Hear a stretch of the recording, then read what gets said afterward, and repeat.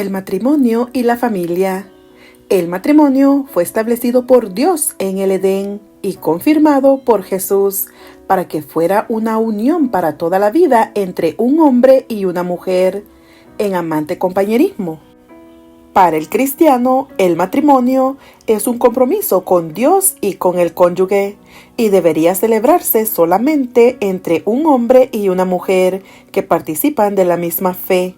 El amor mutuo, el honor, el respeto y la responsabilidad constituyen la estructura de esa relación que deja reflejar el amor, la santidad, la intimidad y la perdurabilidad de la relación que existe entre Cristo y su Iglesia. Con respecto al divorcio, Jesús enseñó que la persona que se divorcia, a menos que sea por causa de relaciones sexuales ilícitas, y se casa con otra persona, comete adulterio. Aunque algunas relaciones familiares estén lejos de ser ideales, el hombre y la mujer que se dedican plenamente el uno al otro en matrimonio pueden, en Cristo, lograr una amorosa unidad gracias a la dirección del Espíritu y a la instrucción de la Iglesia. Dios bendice a la familia y quiere que sus miembros se ayuden mutuamente hasta alcanzar la plena madurez. Una creciente intimidad familiar es uno de los rasgos característicos del último mensaje evangélico. Los padres deben criar a sus hijos para que amen y obedezcan al Señor. Deben enseñarles mediante el precepto y el ejemplo que Cristo es un guía amante, tierno y que se preocupa por sus criaturas y que quiere que lleguen a ser miembros de su cuerpo, la familia de Dios, que engloba tanto a personas solteras como a casadas. Génesis capítulo 2 del 18 al 25 dicen: Y dijo Jehová Dios: No es bueno que el hombre esté solo, le haré ayuda idónea para él. Jehová Dios formó, pues, de la tierra toda bestia del campo y toda ave de los cielos, y las trajo a Adán, para que viese cómo las había de llamar. Y todo lo que Adán llamó a los animales vivientes, ese es su nombre. Y puso Adán nombre a toda bestia y ave de los cielos, y a todo ganado del campo. Mas para Adán no se halló ayuda idónea para él. Entonces Jehová Dios hizo caer sueño profundo sobre Adán, y mientras éste dormía, tomó una de sus costillas y cerró la carne en su lugar.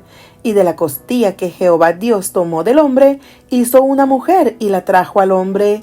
Dijo entonces Adán: Esto es ahora hueso de mis huesos y carne de mi carne. Esta será llamada varona, porque del varón fue tomada. Por tanto, dejará el hombre a su padre y a su madre, y se unirá a su mujer, y serán una sola carne. Y estaban ambos desnudos, Adán y su mujer, y no se avergonzaban. Éxodo capítulo 20, versículo 12 dice: Honra a tu padre y a tu madre, para que tus días se alarguen en la tierra que Jehová tu Dios te da. Deuteronomio capítulo 6, del 5 al 9 dicen: Y amarás a Jehová tu Dios de todo corazón y de toda tu alma y con todas tus fuerzas. Y estas palabras que yo te mando hoy estarán sobre tu corazón, y las repetirás a tus hijos, y hablarás de ellas estando en tu casa y andando por el camino y al acostarte y cuando te levantes.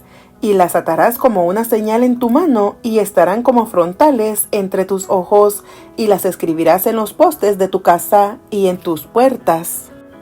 Proverbios capítulo 22, 6 dice: Instruye al niño en su camino, y aun cuando fuere viejo no se apartará de él.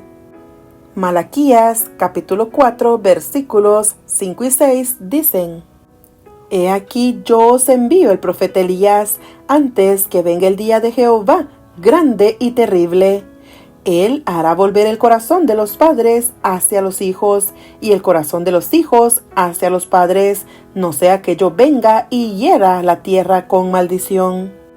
Mateo capítulo 5 versículos 31 y 32 dicen: También fue dicho: Cualquiera que repudie a su mujer, dele carta de divorcio.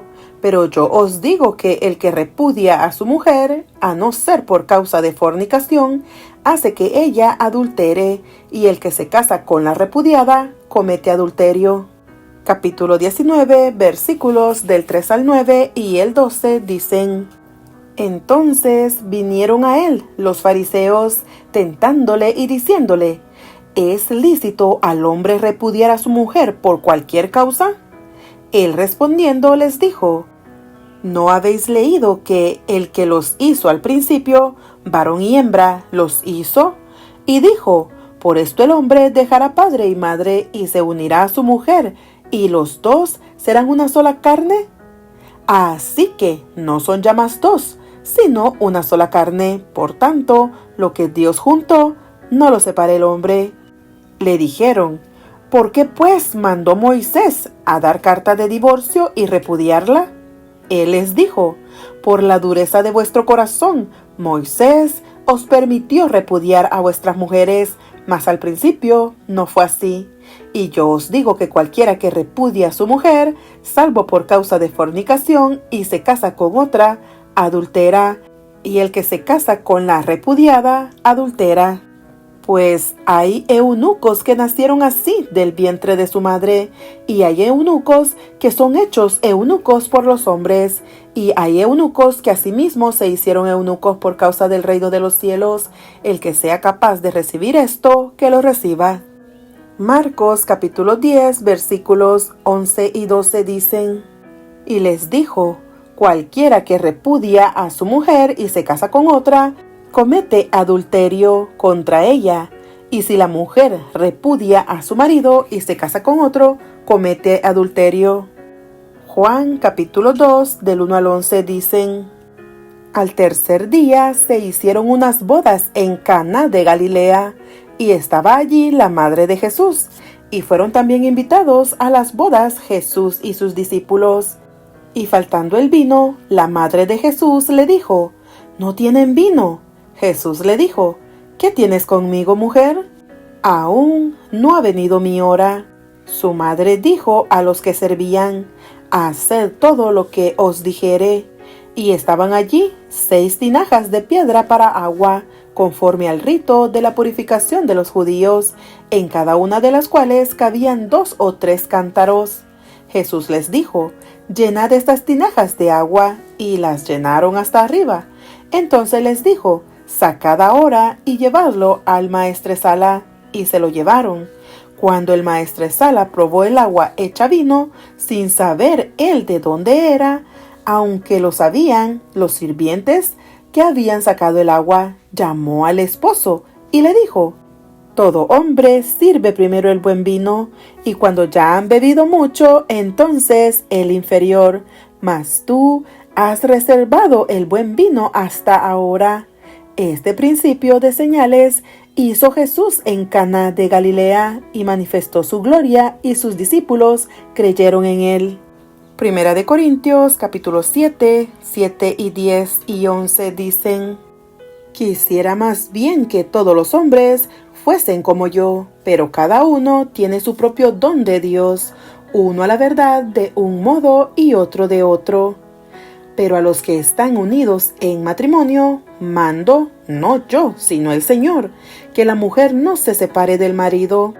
Y si se separa, quédese sin casar, o reconcíliese con su marido, y que el marido no abandone a su mujer. Segunda de Corintios capítulo 6, versículo 14 dice: No os unáis en yugo desigual con los incrédulos, porque ¿qué compañerismo tiene la justicia con la injusticia? ¿Y qué comunión la luz con las tinieblas? Efesios capítulo 5, del 21 al 33 dicen: Someteos unos a otros en temor de Dios. Las casadas estén sujetas a sus propios maridos como al Señor, porque el marido es cabeza de la mujer, así como Cristo es cabeza de la iglesia, la cual es su cuerpo y Él es su Salvador.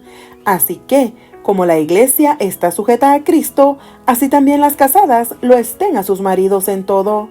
Maridos, amad a vuestras mujeres, así como Cristo amó la iglesia y se entregó a sí mismo por ella, para santificarla, habiéndola purificado en el lavamiento del agua por la palabra, a fin de presentársela a sí mismo una iglesia gloriosa, que no tuviese mancha ni arruga, ni cosa semejante, sino que fuese santa y sin mancha. Así también los maridos deben amar a sus mujeres como a sus mismos cuerpos. El que ama a su mujer, a sí mismo se ama, porque nadie aborreció jamás a su propia carne, sino que la sustenta y la cuida, como también Cristo a la iglesia, porque somos miembros de su cuerpo, de su carne y de sus huesos. Por esto dejará el hombre a su padre y a su madre, y se unirá a su mujer, y los dos serán una sola carne. Grande es este misterio, mas yo digo esto respecto de Cristo y de la iglesia. Por lo demás, cada uno de vosotros ame también a su mujer como a sí mismo, y la mujer respete a su marido. Capítulo 6 del 1 al 4 dicen: Hijos, obedeced en el Señor a vuestros padres, porque esto es justo. Honra a tu padre y a tu madre, que es el primer mandamiento con promesa, para que te vaya bien y seas de larga vida sobre la tierra. Y vosotros, padres, no provoquéis a ira a vuestros hijos, sino criadlos en disciplina y amonestación del Señor. El hogar es el ambiente primario para la restauración de la imagen de Dios en los seres humanos. Dentro de la familia, el padre, la madre y los hijos pueden expresarse libremente y suplir sus necesidades mutuas en lo que se refiere a pertenecer a un grupo social, al amor y a la intimidad. Aquí se establece la identidad y se desarrollan los sentimientos de valía personal. El hogar es también el lugar en el que, por la gracia de Dios, se practican los principios del verdadero cristiano y sus valores se transmiten de una generación a la siguiente. La familia puede ser un lugar en el cual reine gran felicidad. Por otra parte, también puede ser la escena de terrible sufrimiento. La vida familiar armoniosa demuestra la verdadera aplicación de los principios del cristianismo y revela el carácter de Dios. Desgraciadamente, la manifestación de estas características es sumamente rara en los hogares modernos. En vez de ella, muchas familias demuestran los pensamientos e intenciones del corazón humano egoísta, peleas, rebeliones, rivalidades, ira, actitudes impropias y aún crueldad. Sin embargo, estas características eran ajenas al plan original de Dios. Jesús dijo: al principio no fue así. Mateo 19:8. Desde el comienzo, el sábado y el matrimonio son dos de los dones originales que Dios le concedió a la familia humana. Fueron dados con el fin de proveer el gozo del reposo y de pertenencia, sin limitaciones de tiempo, lugar o cultura. Con el establecimiento de estas dos instituciones, el plan de Dios de la creación de este mundo llegó a su conclusión. Fueron su toque final, lo mejor de los excelentes dones que le dio a la humanidad en la creación.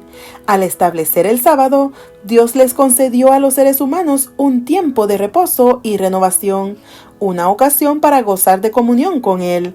Al crear la primera familia, estableció la unidad social básica para la humanidad, dándole un sentido de pertenencia y proveyendo una oportunidad para que sus miembros se desarrollasen como individuos completos en el servicio a Dios y a la humanidad.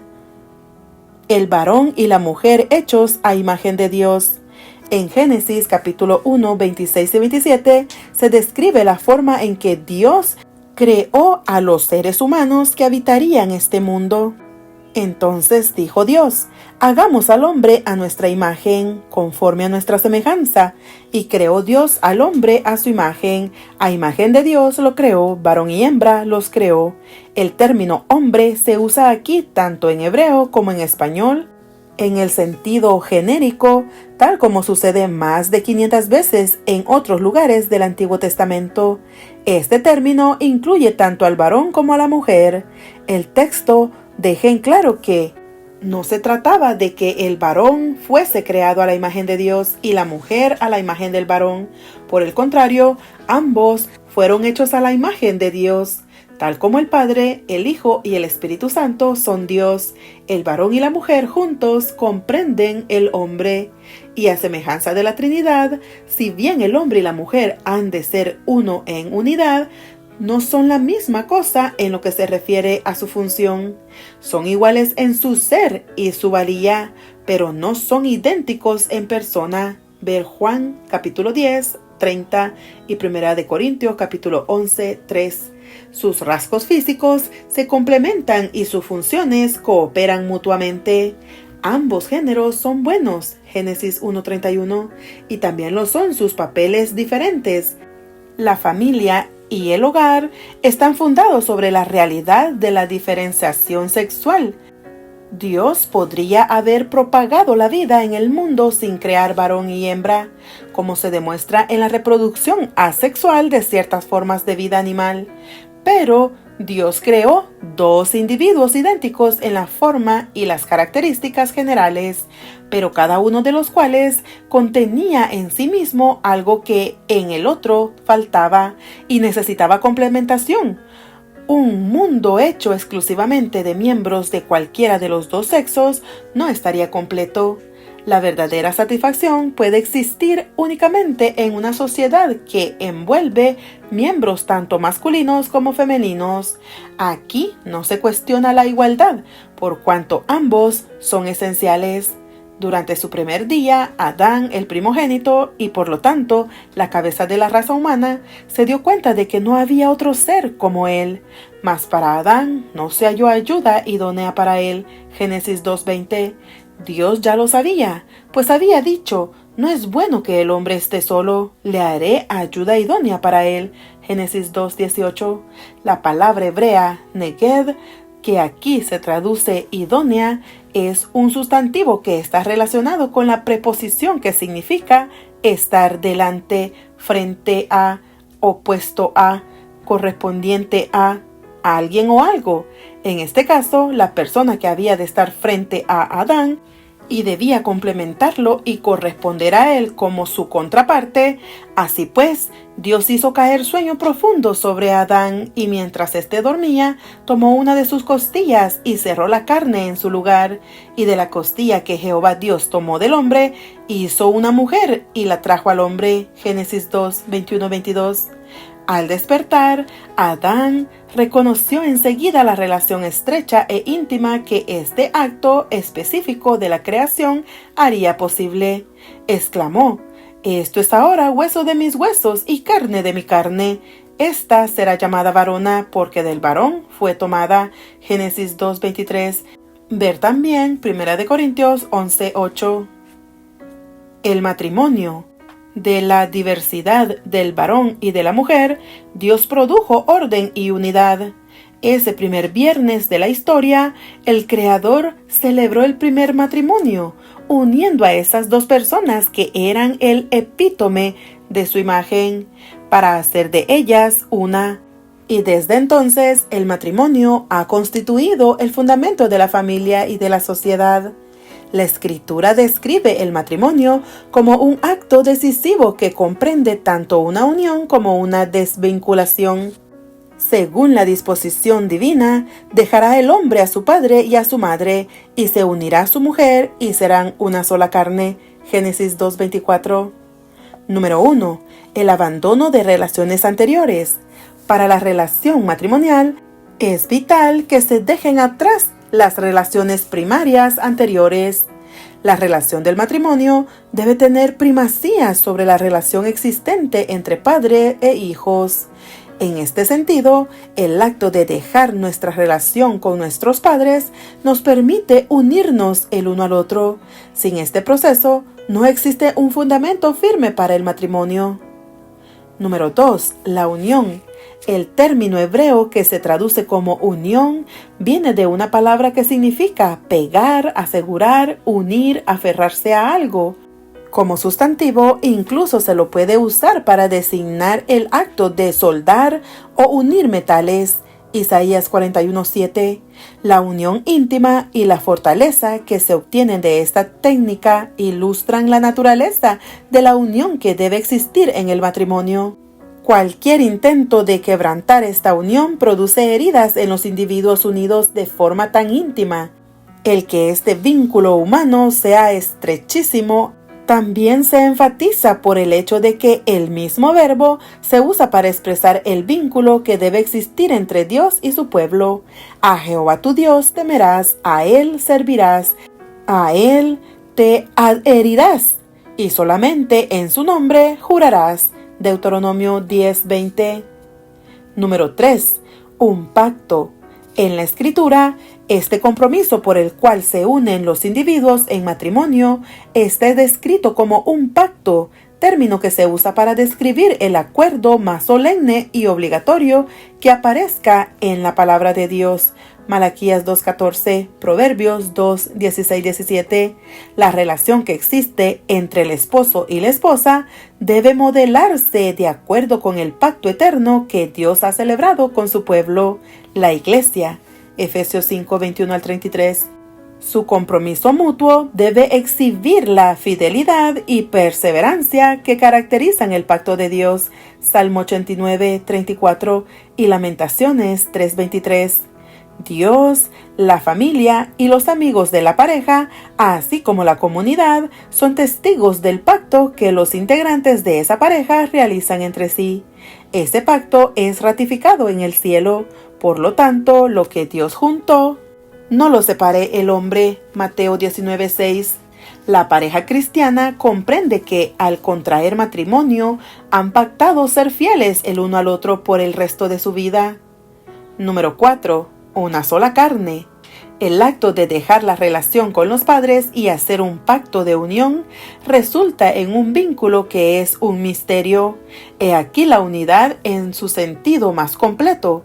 La pareja camina unida enfrenta la vida y comparte una intimidad profunda. En el comienzo, esto se refiere a la unión física del matrimonio, pero más allá de eso, también se refiere al íntimo vínculo de la mente y las emociones que constituye el fundamento del aspecto físico de la relación. Letra A. Caminando unidos. Refiriéndose a su relación con su pueblo, Dios pregunta: ¿andarán dos juntos si no estuvieren de acuerdo? Amós 3:3. También es apropiado hacer esta pregunta en el caso de los que se proponen llegar a ser una sola carne en el matrimonio. Dios instruyó a los israelitas que no debían contraer matrimonio con individuos de las naciones vecinas, porque desviará a tu hijo de en pos de mí y servirán a dioses ajenos. Deuteronomio 7:4. Ver también Josué 23 del 11 al 13. Siempre que los israelitas ignoraron estas instrucciones, acarrearon consecuencias desastrosas. Jueces 14:16, Primera de Reyes 11 del 1 al 10 y Esdras 9:10. Pablo reiteró este principio en términos amplios: no os unáis en yugo desigual con los incrédulos, porque ¿qué compañerismo tiene la justicia con la injusticia? ¿Y qué comunión la luz con las tinieblas? ¿Y qué concordia Cristo con Belial?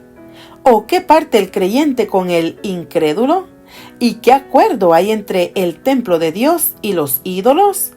Porque vosotros sois el templo del Dios viviente. 2 de Corintios 6 del 14 al 16. Ver también los versos 17 y 18. Es claro que la Escritura enseña que los creyentes deben casarse únicamente con otros creyentes, pero el principio se extiende aún más allá de esto. La verdadera unidad demanda la comunidad de creencias y prácticas. Las diferencias en experiencia religiosa conducen a diferencias en el estilo de vida, las cuales pueden crear profundas tensiones y rupturas en el matrimonio. Por esta razón, y con el fin de lograr la unidad que la Escritura requiere, los cristianos deben casarse únicamente con miembros de su propia comunión. Letra B. Unidos frente a la vida. Para llegar a ser una carne, ambos cónyuges deben ser completamente leales el uno al otro. Cuando alguien se casa, lo arriesga todo y acepta todo lo que venga con su compañero. Los que se casan proclaman su intención de compartir las responsabilidades de su cónyuge y de enfrentar juntos cualquier cosa. El matrimonio requiere un amor activo que nunca se echa hacia atrás.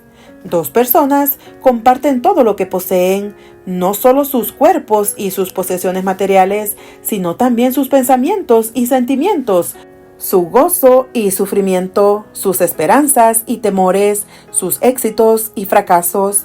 Llegar a ser una carne significa que dos personas llegan a ser completamente una en cuerpo, alma y espíritu, y sin embargo permanecen siendo dos individuos diferentes. Letra C. La intimidad. El proceso de llegar a ser una carne incluye la unión sexual. Conoció a Adán a su mujer, Eva, la cual concibió. Génesis 4:1. En el intenso deseo que sienten de unirse, un deseo que hombres y mujeres han sentido desde los días de Adán y Eva, cada pareja vuelve a representar la primera historia de amor. El acto de intimidad sexual es lo más cercano que se puede llegar a una unión física y representa la unificación que la pareja puede conocer también en el sentido emocional y espiritual. El amor matrimonial cristiano debe caracterizarse por la calidez, el gozo y el deleite. Proverbios 5, 18, 19. Honroso sea en todos el matrimonio y el lecho sin mancilla. Hebreos 13:4. Las Escrituras nos enseñan claramente que la gozosa expresión sexual del amor entre el esposo y la esposa es un plan divino. Es tal como lo enfatiza el autor de Hebreos, sin mancilla, es decir, exento de pecado, no contaminado. Es un lugar de gran honor en el matrimonio, el lugar santísimo de la relación, donde el esposo y la esposa se encuentran privadamente para celebrar su amor mutuo. Es una ocasión destinada a ser santa e intensamente placentera. Número 5. El amor bíblico. El amor marital es una devoción mutua, incondicional, afectuosa e íntima, que promueve el crecimiento de ambos a imagen de Dios en todos los aspectos de la persona, físico, emocional, intelectual y espiritual. En el matrimonio actúan diferentes tipos de amor. Tienen momentos románticos apasionados, otros son profundamente sentimentales. También hay momentos de comodidad en la compañía del cónyuge, momentos de compañerismo y de un sentido de pertenencia mutua. Más que todo esto, el amor marital es el amor ágape, que se describe en el Nuevo Testamento. El amor abnegado, orientado enteramente hacia el prójimo, lo que comprende el fundamento del verdadero amor en el matrimonio. Jesús manifestó la forma más elevada de esta clase de amor cuando, habiendo aceptado la culpabilidad y las consecuencias de nuestros pecados, consintió en su propia muerte en la cruz. Como había amado a los suyos que estaban en el mundo, los amó hasta el fin. Juan 13:1. Nos amó a pesar del fin al cual lo llevaron nuestros pecados. En esto consiste el ágape, el amor incondicional de Jesucristo.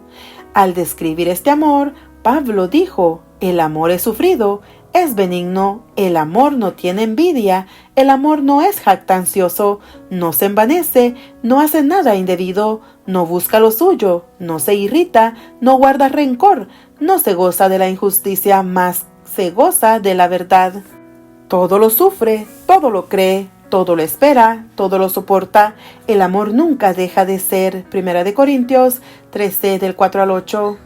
En un comentario relativo a este pasaje, Ed Witt escribió: el amor llamado ágape está conectado a una fuente eterna de poder y puede continuar operando aunque todas las otras clases de amor hayan fracasado.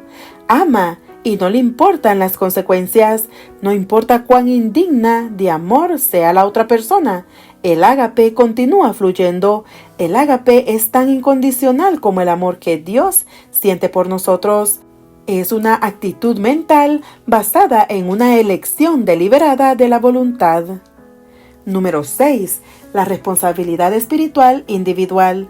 Aun cuando los contrayentes han hecho un pacto mutuo, cada uno de ellos debe llevar la responsabilidad individual que le cabe por las elecciones que haga. 2 Corintios 5:10.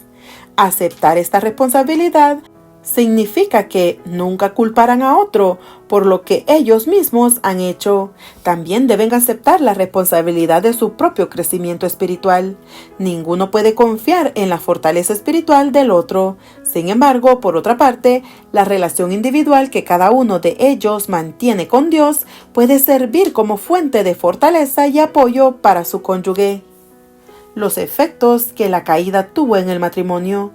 La distorsión de la imagen de Dios en la humanidad, causada por el pecado, tuvo su efecto sobre el matrimonio tan ciertamente como en cualquier otro aspecto de la experiencia humana. El interés egoísta se introdujo allí donde antes reinaba el perfecto amor y la unidad. El egoísmo es el motivador primario de todos los que no permiten que el amor de Cristo los constriña. Al oponerse a todos los principios esenciales que el Evangelio representa, rendición, abnegación, servicio y generosidad constituye el denominador común de todos los fracasos del cristiano. Por su desobediencia, Adán y Eva contravinieron el propósito de su creación.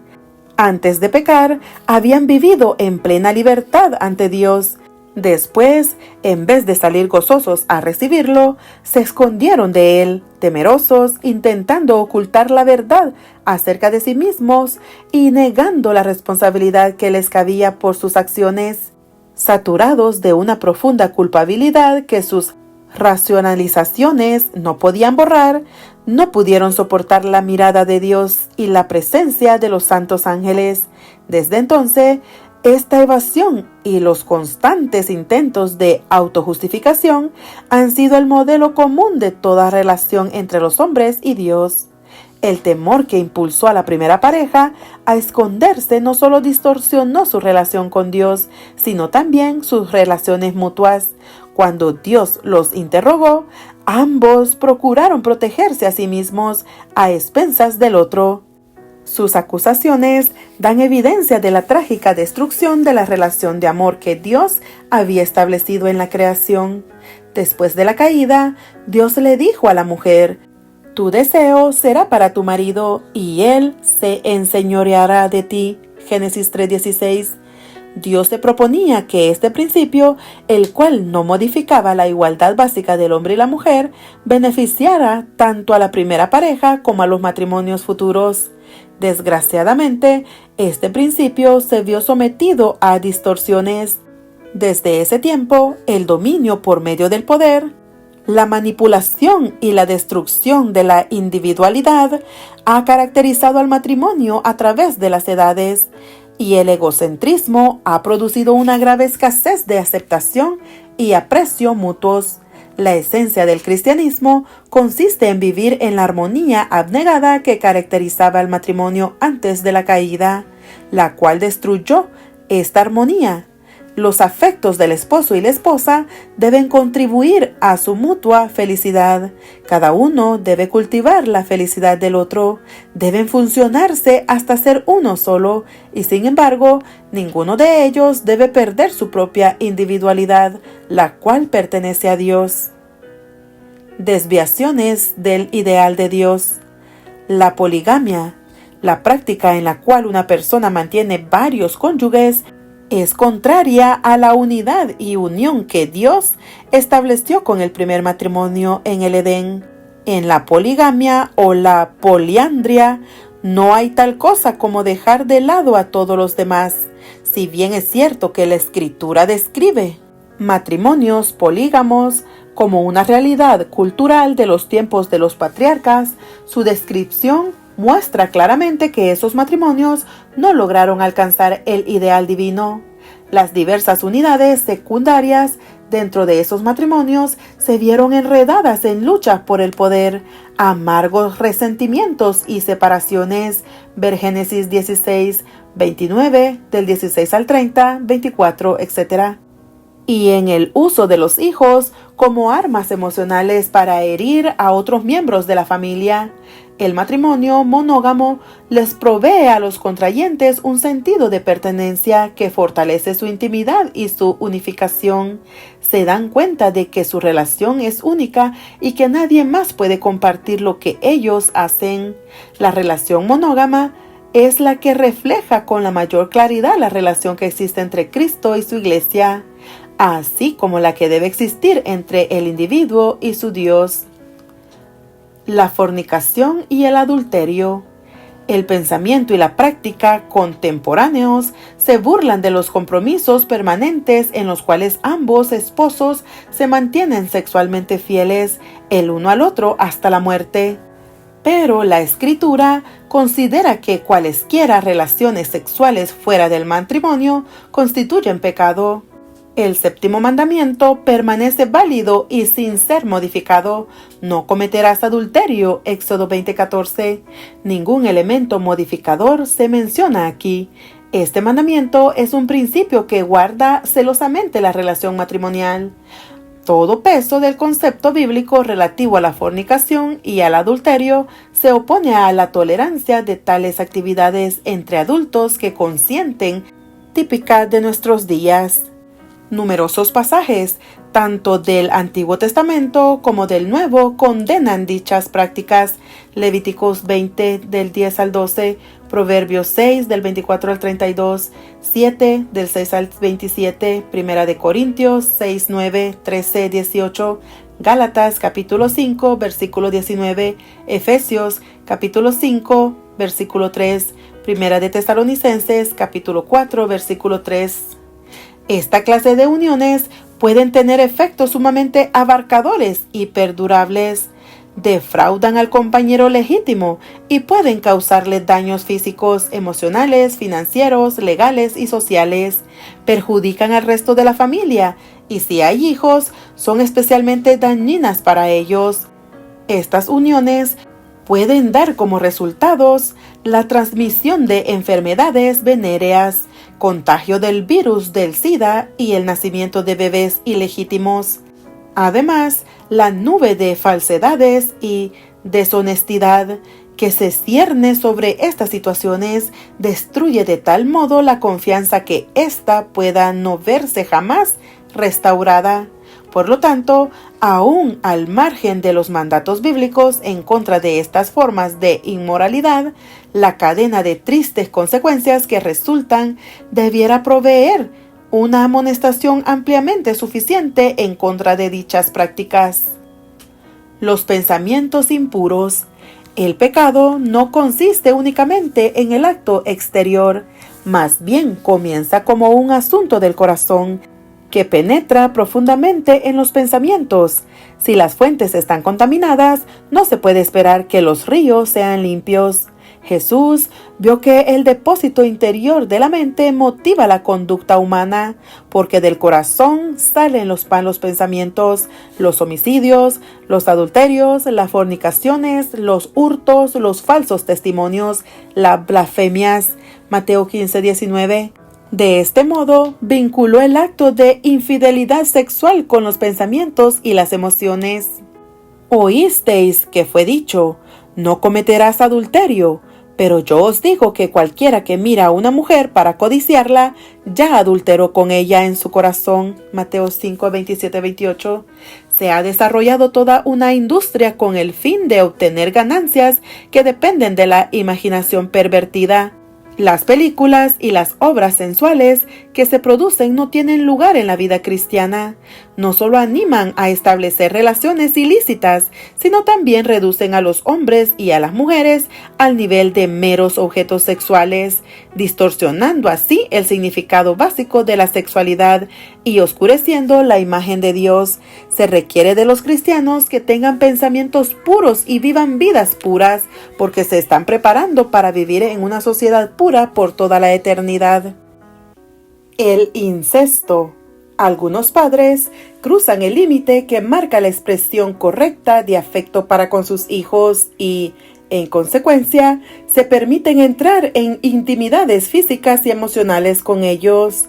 A menudo, Esto resulta cuando la relación normal entre el esposo y la esposa ha sido descuidada y uno de los hijos ha sido escogido para que ocupe el papel del cónyuge. Esta confusión de los límites puede ocurrir también entre hermanos y entre los miembros más lejanos de la familia. En el Antiguo Testamento se prohibía el incesto. Levíticos 18 del 6 al 29, Deuteronomio capítulo 26 versículos 20 al 23. También el Nuevo Testamento lo condena, 1 Corintios capítulo 5 del 1 al 5. Esta clase de abuso causa daños a la sexualidad en desarrollo del niño y crea en él una carga innecesaria de vergüenza y culpabilidad que fácilmente contaminará su matrimonio más tarde en la vida. Cuando los miembros de la familia traspasan las fronteras sexuales y se entregan al incesto, el daño infligido a la creciente confianza de la parte inocente puede ser enorme. El divorcio. Jesús resume así la enseñanza bíblica relativa al divorcio. Lo que Dios juntó, no lo separe el hombre. Mateo 19:6 y Marcos 10 del 7 al 9. El matrimonio es sagrado porque Dios lo santificó. En última instancia, es Dios quien une al esposo con su esposa, no las meras palabras humanas o el acto sexual, de modo que el Creador es quien ha sellado su unión. La comprensión cristiana del divorcio y el nuevo matrimonio, por lo tanto, debe basarse en posiciones bíblicas. Esta afirmación de Jesús deja en claro el principio bíblico básico que sirve en fundamento para el concepto cristiano del divorcio. Dios se proponía que la unión matrimonial fuese indisoluble. Cuando los fariseos le preguntaron a Cristo si la incompatibilidad marital era suficiente razón para el divorcio, el Salvador confirmó el modelo edénico del matrimonio como una unión permanente. Cuando insistieron en preguntarle acerca de las leyes del divorcio que había dejado Moisés, Cristo respondió: por la dureza de vuestro corazón, Moisés os permitió repudiar a vuestras mujeres, mas al principio no fue así. Mateo 19:8, y agregó que la única razón legítima para el divorcio es la infidelidad sexual. Mateo capítulo 5 versículo 32 y capítulo 19 versículo 9. La respuesta de Cristo a los fariseos deja en claro que el Salvador poseía una comprensión de la fidelidad mucho más profunda que la que ellos tenían. A partir de lo que él declaró y de los principios referentes al matrimonio tanto del Antiguo Testamento como del Nuevo, puede afirmarse que Dios se propone que los que contraen matrimonio reflejen la imagen de Dios en una unión permanente. Sin embargo, la infidelidad de uno de los cónyuges no significa necesariamente que el matrimonio deba terminar en divorcio. El camino de la cruz nos anima a desarrollar una experiencia profunda de arrepentimiento y perdón que lleva a la eliminación de las raíces de amargura. Aún en el caso del adulterio, el cónyuge ofendido debe procurar, por medio del perdón y el poder reconciliador de Dios, mantener el propósito original de Dios en la creación. Hablando en el sentido bíblico, el adulterio no necesita ser más destructivo para el matrimonio que cualquier otro pecado. Cuando estamos listos para perdonar y abandonar nuestras actitudes negativas, Dios estará siempre listo para sanarnos y renovar nuestro amor del uno para con el otro. Si bien el ideal divino para el matrimonio es que éste constituya una unión amorosa y permanente que continúe hasta la muerte de uno de los contrayentes. Ocasionalmente se hace necesaria una separación legal debido a ofensas como la crueldad física para con el cónyuge o algún hijo. Sin embargo, en algunos países, esta separación se puede lograr únicamente por medio de un divorcio. Una separación o divorcio que sea el resultado de factores tales como la violencia física o en el que no esté implicada la infidelidad al voto matrimonial no le da a ninguno de los cónyuges el derecho bíblico de volverse a casar, a menos que en el ínterin la otra persona se haya vuelto a casar, haya cometido adulterio o fornicación, o haya muerto. Por cuanto el matrimonio es una institución divina, la Iglesia tiene una responsabilidad especial y solemne de prevenir el divorcio, y si este ocurre, sanar tanto como sea posible las heridas que haya causado. La homosexualidad. Dios creó al varón y a la mujer diferentes el uno del otro, y sin embargo, con la capacidad de complementarse, y al hacerlo orientó sus preferencias sexuales hacia los miembros del sexo opuesto. La diferenciación que caracteriza a los individuos se manifiesta en la atracción que acerca a ambos sexos con el fin de formar una relación completa. En ciertos casos, el pecado ha afectado incluso esta orientación básica, lo que produce un fenómeno que se ha llamado inversión. En tales casos, la orientación natural hacia el sexo opuesto parece invertida y se genera una orientación sexual básica hacia los individuos del mismo sexo. La Escritura condena las prácticas homosexuales en términos fuertemente negativos. Génesis capítulo 19 del 4 al 10, ver Judas 7-8, Levíticos 18-22, 20-13, Romanos 1 del 26 al 28 y Primera de Timoteo 1 del 8 al 10. Las prácticas de este tipo producen una seria distorsión de la imagen de Dios, tanto en los hombres como en las mujeres, por cuanto todos pecaron y están destituidos de la gloria de Dios. Romanos 3:23. Los cristianos tratarán en forma redentora con los que se ven afligidos por este desorden. Reflejarán la actitud que Cristo adoptó hacia la mujer sorprendida en adulterio. Ni yo te condeno, vete y no peques más. Juan 8:11. No solo quienes poseen tendencias homosexuales, sino todas las personas que se hallan atrapadas por rasgos de conducta o relaciones que causan ansiedad, vergüenza y culpabilidad. Necesitan el oído amistoso de un consejero cristiano bien preparado y de experiencia. Ninguna conducta se halla más allá del alcance de la gracia sanadora de Dios. La familia.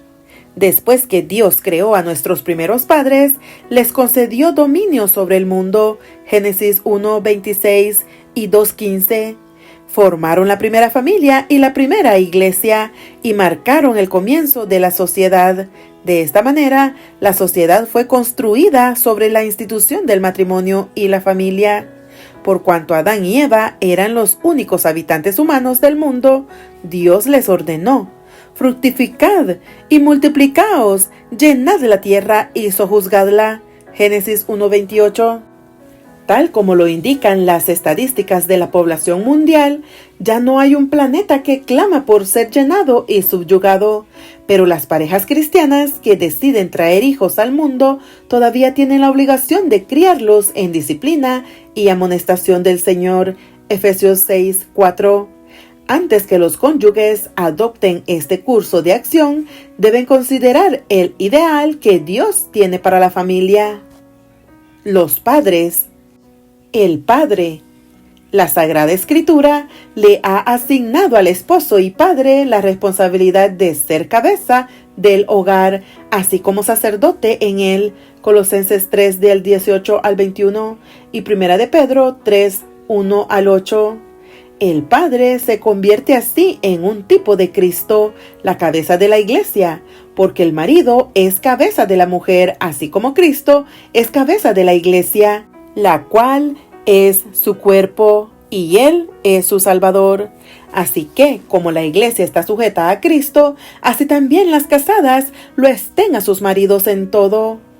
Maridos, amad a vuestras mujeres, así como Cristo amó a la iglesia y se entregó a sí mismo por ella, para santificarla, habiéndola purificado en el lavamiento del agua por la palabra, a fin de presentársela a sí mismo una iglesia gloriosa, que no tuviese mancha ni arruga ni cosa semejante, sino que fuese santa y sin mancha.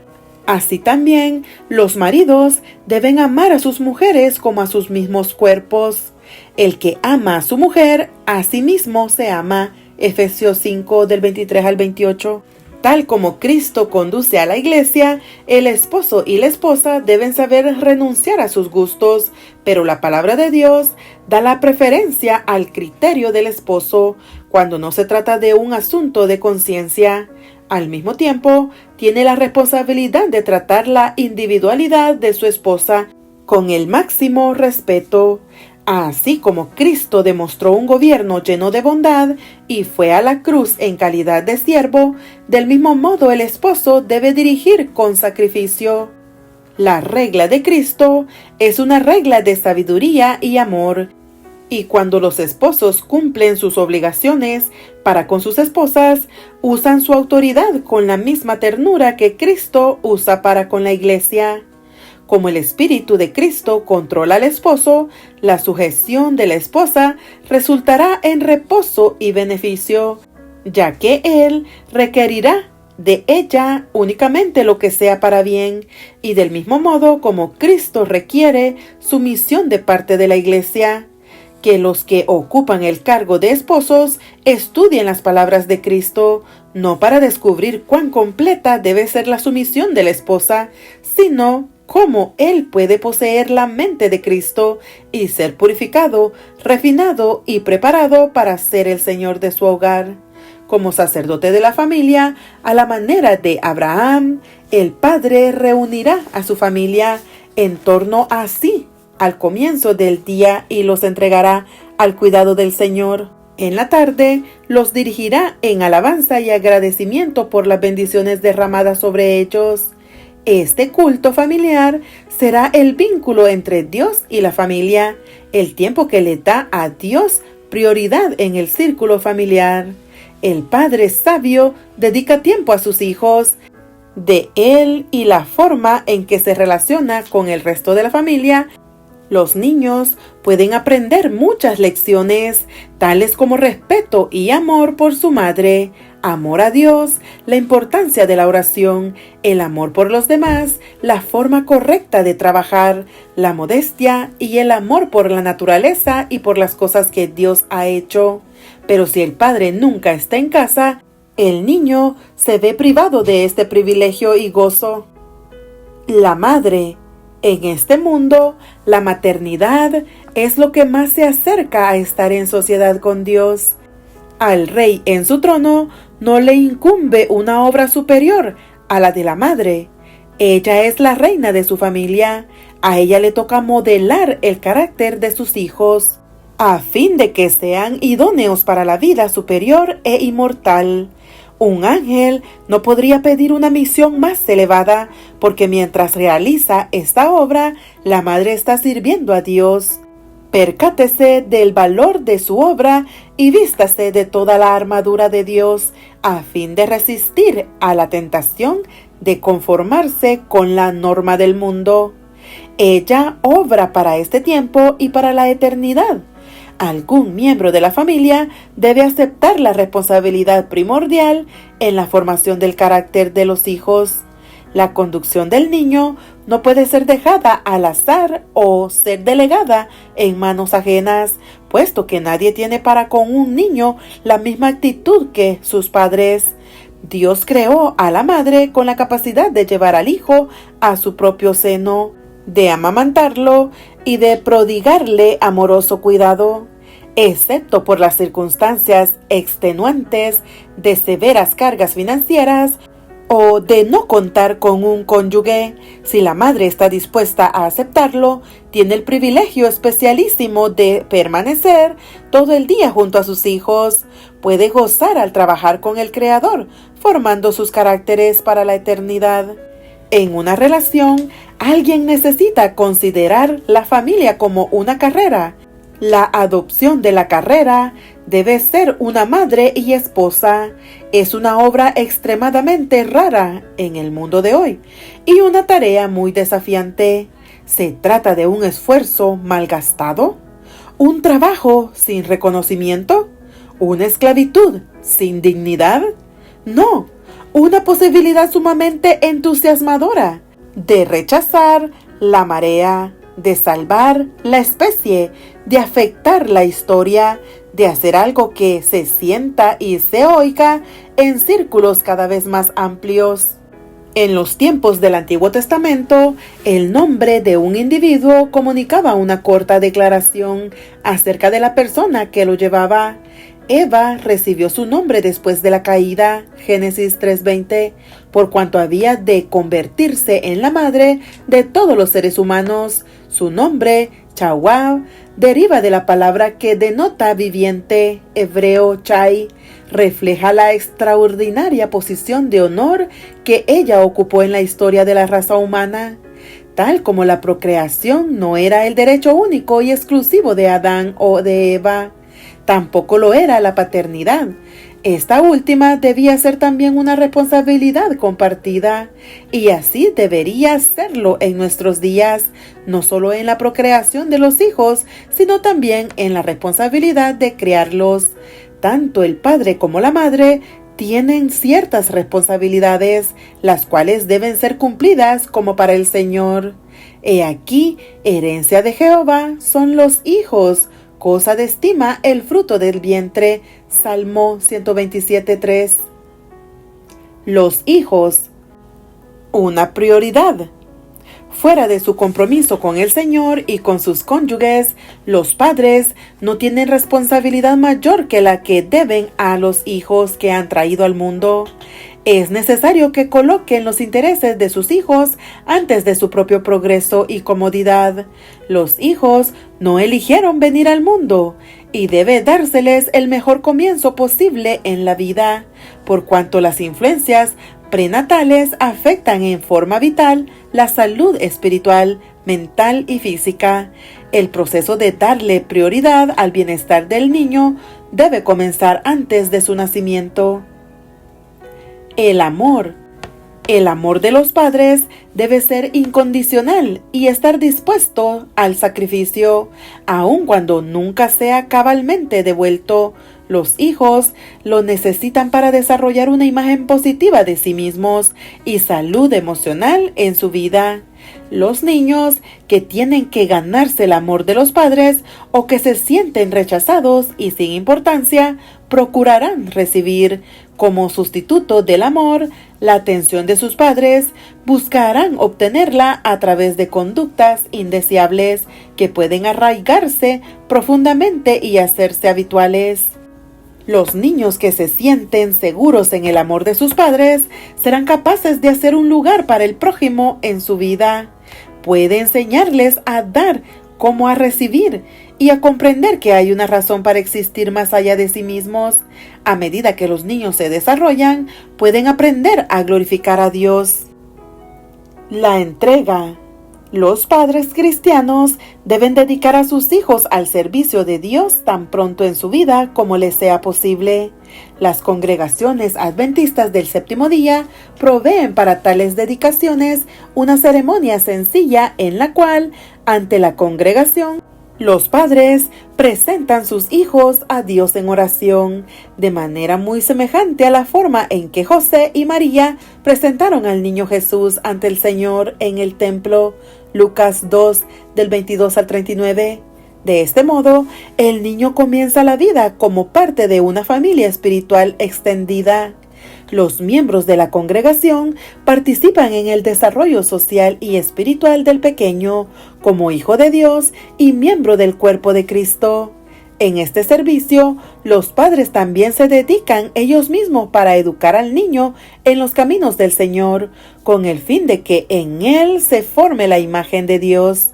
Con el fin de lograr este propósito, los padres deben llevar regularmente a sus hijos a la escuela sabática y a la iglesia, de modo que los pequeños, desde sus primeros días, se conviertan en parte del cuerpo de Cristo. Luego, cuando el niño llega a la edad escolar, los padres y la iglesia se esforzarán por permitirle obtener una educación cristiana que alimente aún más en su corazón el amor por el Señor. La constancia. La enseñanza espiritual que imparten los padres es un proceso continuo que abarca cada fase de la vida del niño.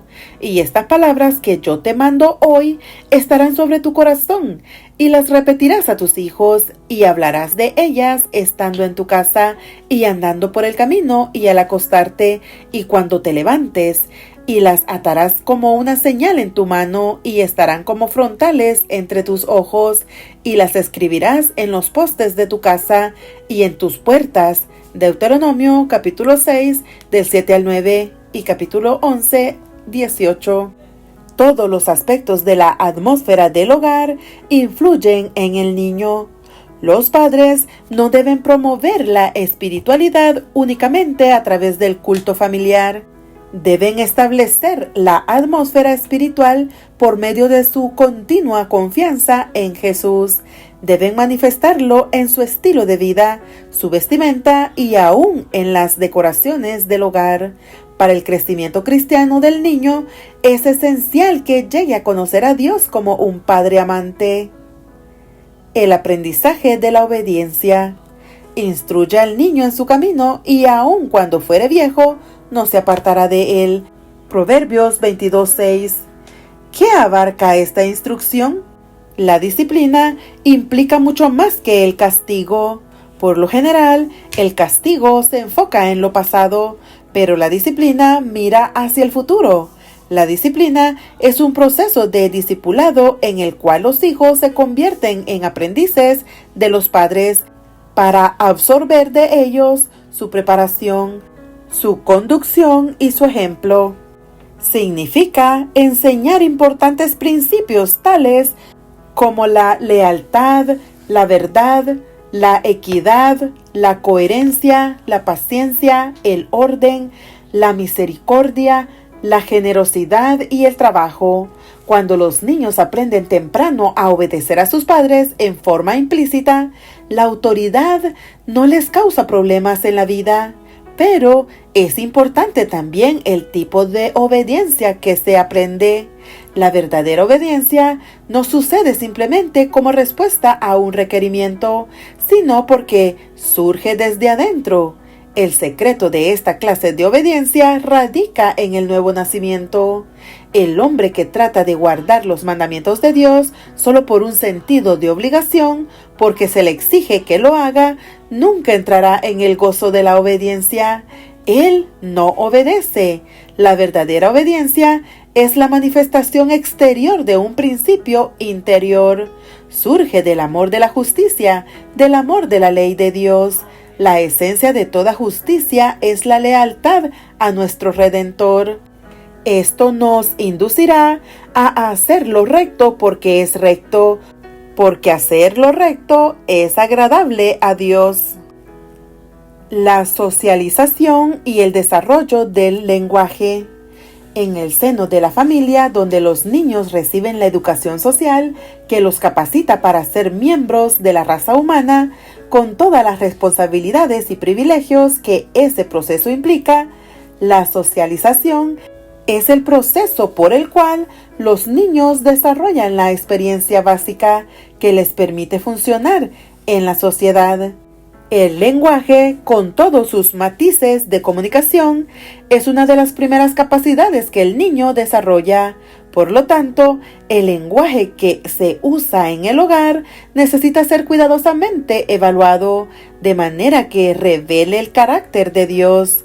El niño necesita oír con frecuencia expresiones gozosas y espontáneas de afecto entre los miembros de la familia y de alabanza a Dios. La identidad sexual. Es en el hogar y por medio de la sana interacción con los varones y las mujeres que comprenden todo el sistema familiar, donde los niños aprenden a ser varones y mujeres dentro de la sociedad. Los adultos necesitan enseñarles la belleza de su sexualidad en desarrollo, usando información correcta y apropiada. También es su responsabilidad resguardar a los niños del abuso sexual. El aprendizaje de los valores morales. Una función socializadora básica del hogar consiste en proveer un ambiente apropiado para la asimilación de los valores morales de la familia. Los valores de la familia y sus conceptos religiosos no siempre coinciden. Los padres pueden aseverar que aceptan ciertos principios religiosos, pero los valores que proyectan ante los hijos pueden no hallarse de acuerdo con esos principios. Es importante que los padres sean consecuentes. La familia extendida. Por designio de Dios, el matrimonio es exclusivo. La familia, en cambio, no lo es. En una sociedad tan dinámica como la de nuestros días, rara vez se encuentran familias extendidas, abuelos, hermanos y primos, cuyos miembros vivan en estrecha proximidad.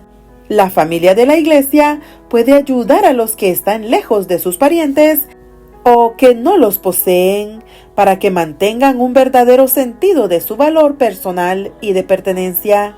Aquí también los padres o madres, sin el apoyo de un cónyuge, pueden encontrar un lugar confortable en el cual criar a sus hijos con amor y tierno aprecio. Además, la iglesia puede suplir modelos apropiados de los cuales el hogar podría hallarse carente. Al aprender a amar a los cristianos de la congregación, los niños pueden aprender el respeto, y los que son entregados en años pueden experimentar la satisfacción de tener a su alcance a un pequeño a quien amar y de cuya compañía goza. Aún en la vejez y las canas, oh Dios, no me desampares hasta que anuncie tu poder a la posteridad y tu potencia a todos los que han de venir. Salmo 71, 18. Dios expresa consideración especial para con los ancianos al decir: corona de honra es la vejez que se halla en el camino de justicia. Proverbios 16:31. Y hasta la vejez yo mismo, y hasta las canas os soportaré yo. Yo hice, yo llevaré, yo soportaré y guardaré. Isaías 46:4. En la iglesia, las personas solteras pueden encontrar un lugar especial donde recibir amor y aprecio, y donde puedan también compartir su amor y sus energías.